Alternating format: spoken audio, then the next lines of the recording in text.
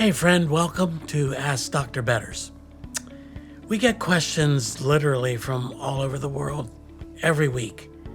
You can ask your own question in the comments section of this particular video. That's where we draw many of our questions from. But because we receive so many questions from so many different people, we can't air my response to those questions, to all of those questions. We pick and we choose, and we try to be as sensitive as we possibly can. This particular case, this man raises a question about the death of his father. Apparently, we did not answer his question. We did not select it. We're doing it today. It may be significantly later than you wrote the question. Please accept our apologies in that regard. We do our very best to try to answer as many as we possibly can. He says, for several days before my father's death, he was reaching towards the ceiling. At one point he said, "I like it." In your opinion, what do you think he was seeing? Now, I have been in the room with dying people now for well over 50 years. I've watched hundreds, maybe even thousands of people die right in front of my very eyes. One of the things that I like to tell the families is when their loved one is terminal and maybe on hospice or something like that, listen closely. Put your ear down and listen closely, because they're closer to death and to that other world than you are. And sometimes things are said or heard or watched that are important. And that's why I say listen carefully when your loved one is dying. Because as they're exposed to the reality of death and they're that close to that thin line that separates life from death, so are you. As you're standing there or sitting there, holding their hand and listening. My very first pastor, my first year in the pastorate, I was in my early 20s, and I went to the home of a man named Frank who was dying. And his daughter, a very godly woman, told me the story as I'm sitting there with this man and watching him die right before my very first experience with death as a pastor. She told me the story of this man and his love for Scripture. I looked at his Bible. His Bible was marked every which way you can possibly think of. Frank was one of the most godly men anybody could ever meet. He loved the Scriptures more than anybody I had ever met. I mean, I looked at the various pages in his Bible.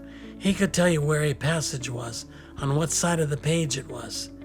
And when you looked and you saw his Bible all marked up over the years with testimonies of God's faithfulness to him, you knew you were in the presence of a holy man. And his daughter told me the story of how he was laying in bed one night, and all of a sudden he started saying things. And what he was saying was confusing at best, because he was telling whoever he was talking to, I wish I had studied more. I wish I had meditated more. I wish I had studied the Bible more. Now, this coming from a man, one would be very hard pressed to find somebody who studied the Scriptures more than he did. Lamenting the fact that he didn't feel like he had studied enough. Why? Because he was getting closer to God. He was on his death. He was about to meet the one who fashioned him in his own image and likeness. And he knew it. And the closer he got to God, the more he understood how little he knew. He sat up one night in bed and he said, I see, and he mentioned his brother's name who had died before him, another godly man. He also said, I see Jesus. And he died in that position. What did he see? What was he hearing? We'll never know. But we do know this: when godly people are about to die, they don't want to come back. They don't want to continue life as we know it here, because they see something that's bigger and brighter and more exciting than this life could ever offer. So I don't know about your dad. I don't know what kind of a man he was. But if he knew the Lord and he was dying to meet his Creator, there'd be no doubt that what he was reaching out to was that Lord. He probably saw Jesus. We know that for those who do not know Jesus, dying is a terror. It's an absolute terror. There would be no reaching out. There would be no smiles. There would be no joy. There would only be sorrow if somebody didn't know Christ.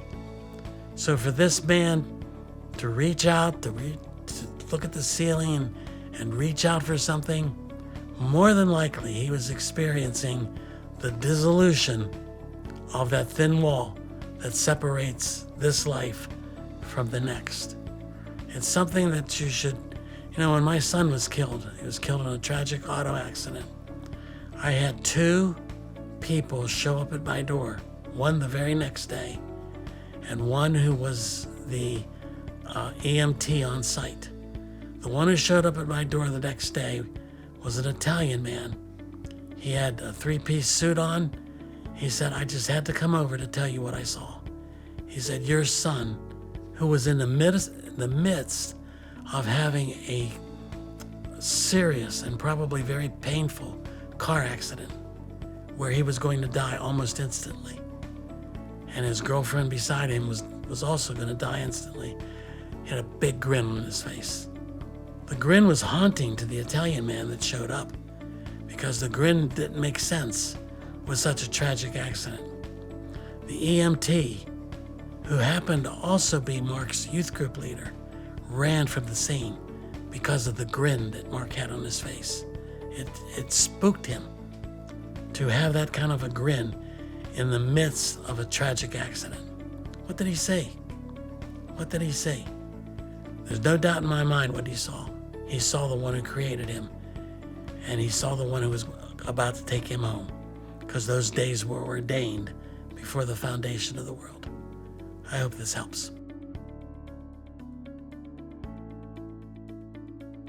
Hi, my name is Melissa Weisenfels, Executive Director here at MARKINC Ministries. Thank you so very much for your continued support of this video series. Ask Dr. Betters is not meant to be a substitute for professional counseling, but instead is designed to extract biblical principles around the questions being asked. We encourage you to seek professional counseling if needed.